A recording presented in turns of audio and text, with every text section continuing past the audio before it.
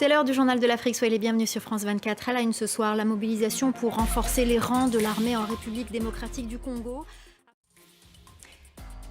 L'appel du président Tshisekedi semble avoir été entendu. Selon l'armée congolaise, les jeunes veulent s'engager en masse pour renforcer les rangs des forces armées et lutter contre le M23 dans l'est du pays.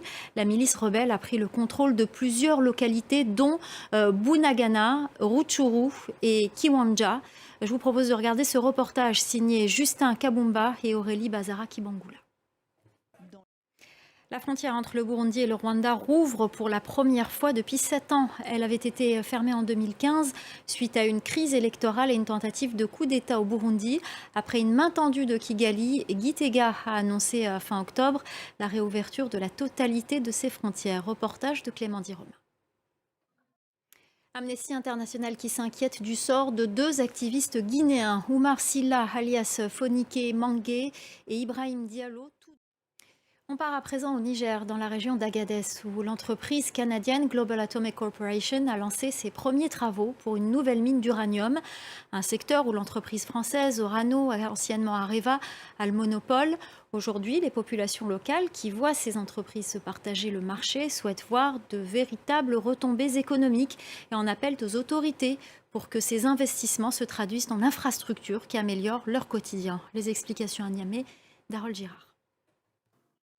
Ce mouvement social chez Kenya Airways, 4e jour de grève pour les pilotes qui demandent le versement de leur salaire impayé pendant l'arrêt des vols liés au Covid et de leur cotisation de retraite. Ils réclament également le renvoi des dirigeants de la société, des dirigeants qui n'entendent pas accéder aux revendications de leurs employés et qui ont fait appel à la justice, comme nous l'explique notre correspondant à Nairobi, Bastien Renouille.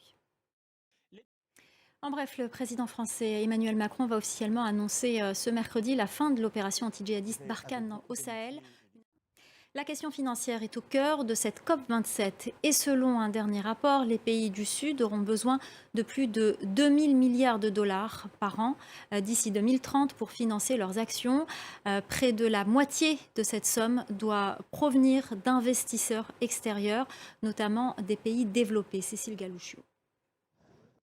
C'est la fin du journal de l'Afrique. Restez avec nous, l'info continue sur France 24.